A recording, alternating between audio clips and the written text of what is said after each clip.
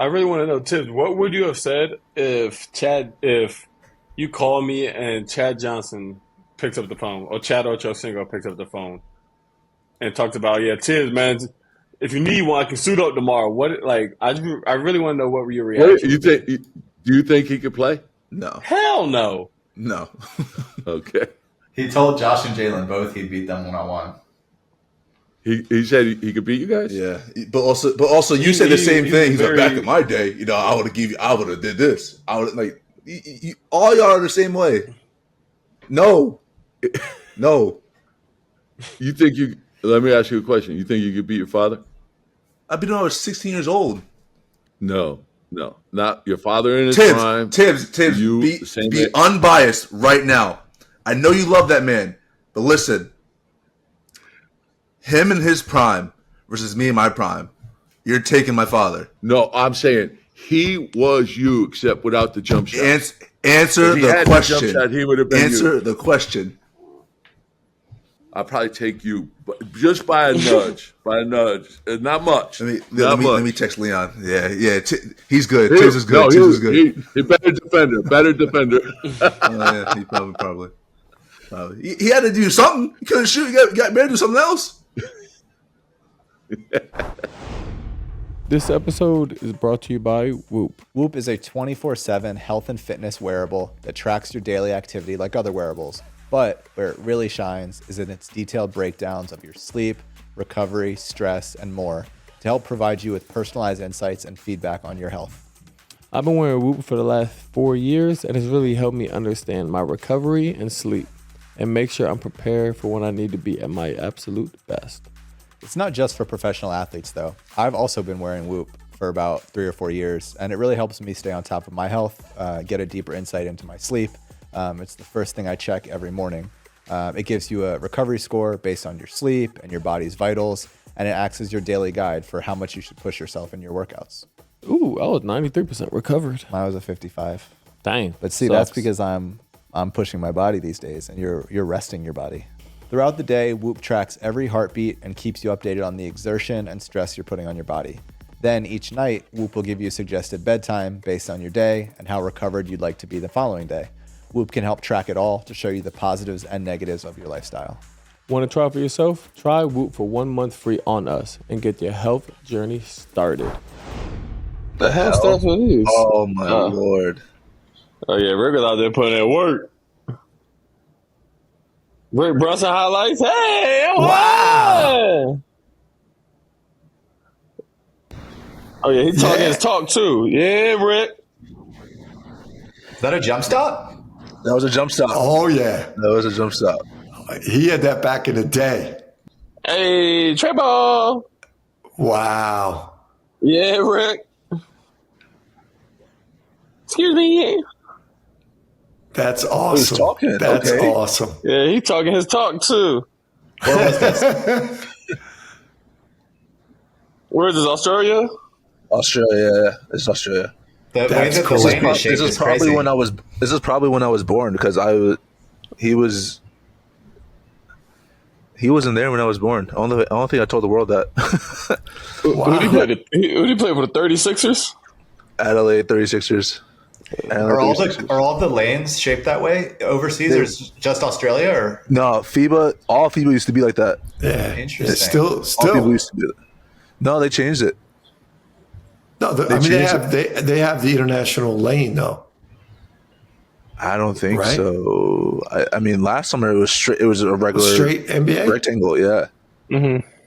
Wow. Yeah, you're probably right. Yeah, actually, you're right. For the Olympics, think of the Olympics. Yeah. That's right.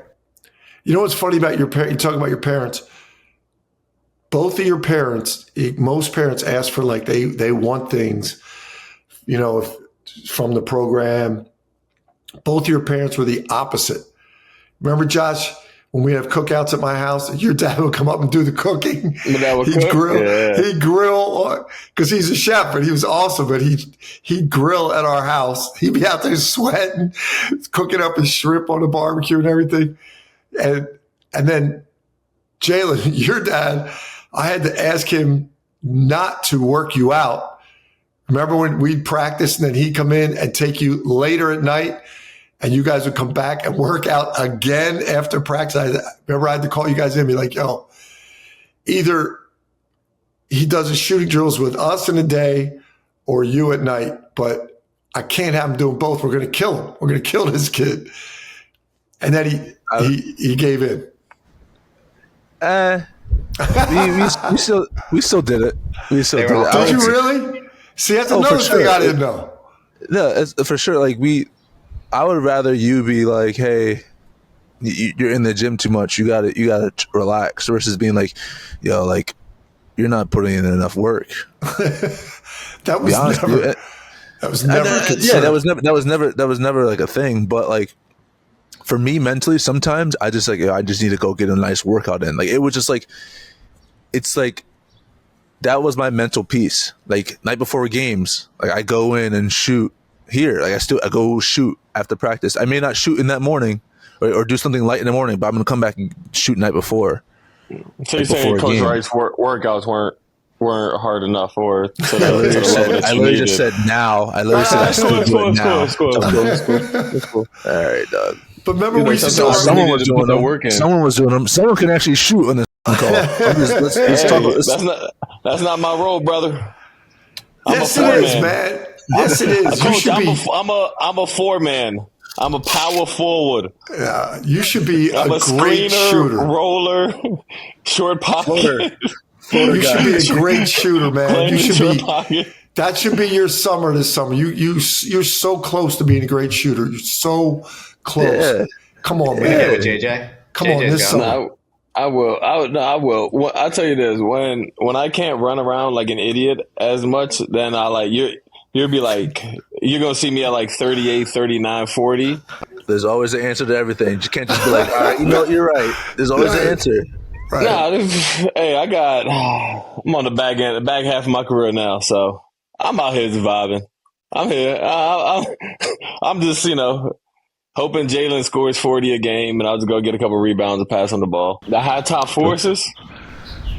Oh Lord, JB, what's this photo for the audio listeners? These are 2 photos of Rick Brunson, one in the New York jersey, one in the Bulls jersey, wearing some high top forces in a game, which is unheard of. Unheard of. But Coach used to play in Chuck, so I mean, I guess. No. That's crazy. No. Pops was a killer, though, man. Rick Brunson was a killer. You remember the first time you met him? I was an assistant coach at Villanova, and his high school coach brought him down. And he was a McDonald's All-American. Brought him down from Boston to watch our practice. And I came over and said, we didn't know he was coming. And I came over and said hello. And Coach Massimino, we didn't even know who he was. And I said hello to him, said hi to his coach. Yeah, you could stay and watch practice. And then they just left. And I remember Rick remembered like, they didn't even know who I was.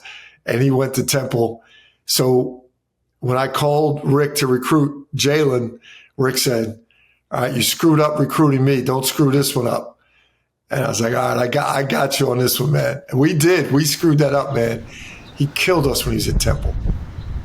And when he was, I remember my mom being from Long Island, when he would come home in the summer, when I was born, he would come work out at Hofstra. Yeah. He did a great thing before he was playing for the Portland Trailblazers. Before the All-Star break, we were getting our program going at Hofstra.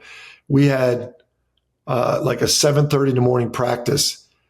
He played the night before. We watched him on TV and took a red eye after the game and flew back the next morning and was in our gym working out at like 7 a.m. the next morning. And it was so great for me to show our players, like, look, this was him on TV last night playing. It was the All-Star break. This was his last game. He got on a red eye, flew back, and now he's working out. First thing he does when he comes back. That's what it takes to be a pro. That's where the work ethic came from for Jalen. And he used to work out at our place all summer because your mom would come back in the summer and be up there in Long Island. We became great friends. I always wanted to hire him as an assistant coach. I always wanted to work with him because I have so much respect for him.